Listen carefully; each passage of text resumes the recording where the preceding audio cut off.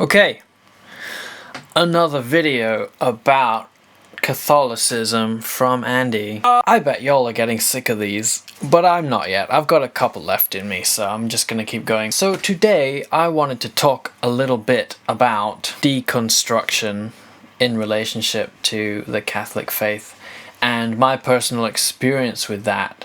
So my religious background was in evangelicalism.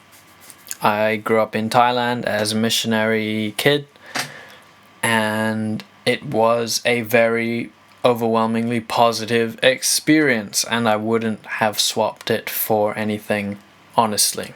But it came with the worldview that it was propagating. That worldview, as I got older, I realized was not integrated for me. It wasn't watertight. I'm not sure any worldview really is, but it started to generate real inner problems for me. And so that's when my religious deconstruction began, probably in 2017 or mid to 2017 or maybe 2016. Towards the end of 2016. So yeah, my religious background was in Protestantism, evangelicalism. My family identified with that 100%. We didn't really refer to ourselves as Protestants because Protestantism and Christianity were one and the same to me and my family at the time. We referred to ourselves as Christians. There was little mention of Catholicism or church history apart from the Reformation, perhaps in passing. And this was all fine until around that time, 2017, when I was like, is there another way to do Christianity that is not so invested in this sort of evangelical project? That seems to be causing a lot of inner problems for me. It's hard to get into all the details, but it just seems to be steeped in a very conservative worldview. It didn't seem to be ecumenical in its approach or very universal or Catholic in its approach. And I just had these sort of inner sort of feelings of like, I feel like Christianity should be more than this. So that's what I went in search of. There are many switches that went on in my head from Protestant to Catholic, but the one switch I made that persuaded me towards Catholicism was the divine simplicity, or God as being itself rather than a being among other beings, which is, Catholics don't own that doctrine, but I first heard it from a Catholic and I never heard it expounded from a Protestant worldview, even though there are plenty of Protestants that would acknowledge Thomas Aquinas or Paul Tillich, who was a Lutheran theologian and propagated that. But it really had a profound effect on me, and I was like, wow, this God that they're talking about, that is being itself,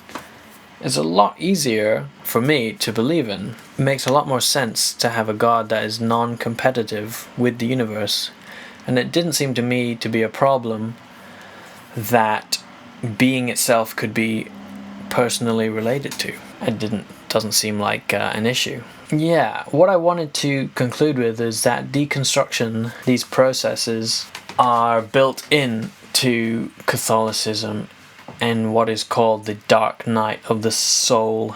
John of the Cross speaks about this as something that is needed to be experienced in order to reach the other side of deeper communion with God. And I find that really comforting because when I was growing up, it was a matter of we need to get people from non-belief or doubt to faith, rather than seeing life as a journey of the soul towards ultimate union with God. I found that really satisfying to hear when I was in my RCIA classes. They talked about the soul's journey to God and how there are lots of years spent away from that union, or spent away from the knowledge of that union that people go through. And maybe it's not a huge difference, but the way it was explained, I was like, yeah, that sounds real, rather than trying to get people to cross this invisible boundary of like, okay, now you've said the sinner's prayer, you're in. Everything's fine now. The more holistic and journey-based description of salvation I found more compelling. So yeah, deconstruction is part of the deal, and it does not have to end in complete loss of faith. And this has been the case for me. It's just led me to embrace a deeper, more spacious Christianity that leaves open room for questions and doubt and God, really. I don't know what else to say. Yeah. Thanks for watching.